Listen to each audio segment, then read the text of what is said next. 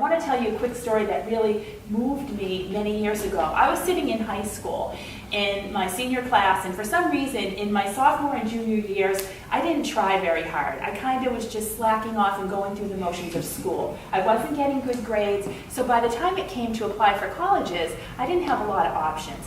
And I felt incredible shame about this. My parents were not educated people, so they weren't really pushing college. It was kind of like there was no real direction. And then I had those 2 years. My parents tried to really help me recover from that, but I couldn't really.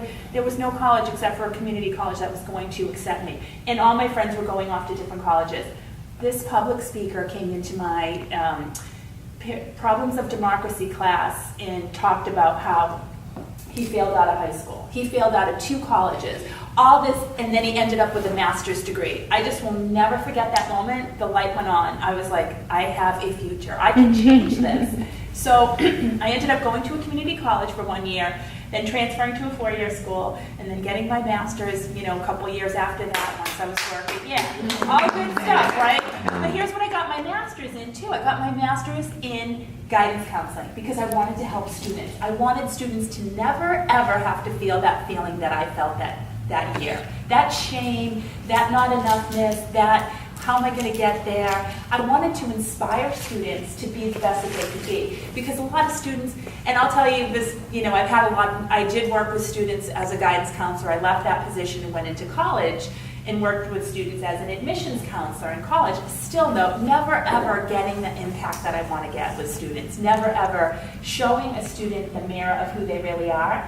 So that is a big part of what I want to do, is show students, hey, this is who you are, this is who you can really be. Like Erin talking about that, your situation, your story, who would ever know that in high school that you were insecure or not feeling like your true best self? So you've had a lot of people along the way shifting you, helping you, getting over those stories. And I see all of you here who've done that. It's like, these are my people.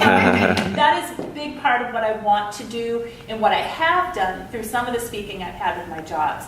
But the other part of what I do is I work with adults, and I work with people who are in that life that they didn't really want, and they don't believe that they can shift or change it in any other way, and looking at the story. So I help people heal their past by looking at beliefs that are false, where they came from, how can we shift those, live in the present moment through a lot of the things you talked about today, meditation, setting intentions for your life, putting your best foot forward each and every day, setting that place where you know you're going to be the best person that you can be on a daily basis, and living a life of true gratitude. When I wake up each day, I feel the same way. Thank you for letting me be here, and I ask my source to show me the way to make a difference, and show me the way that I'm supposed to make that difference.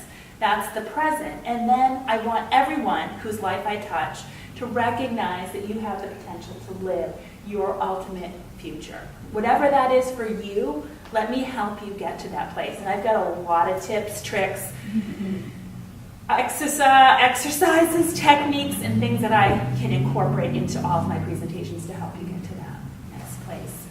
So that's who I am, and it was such a joy to see you today. My theme song for you, and some of my Toastmasters buddies know this. Theme song.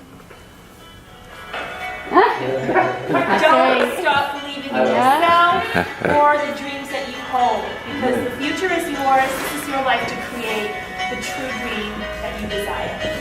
Wow. Make it happen.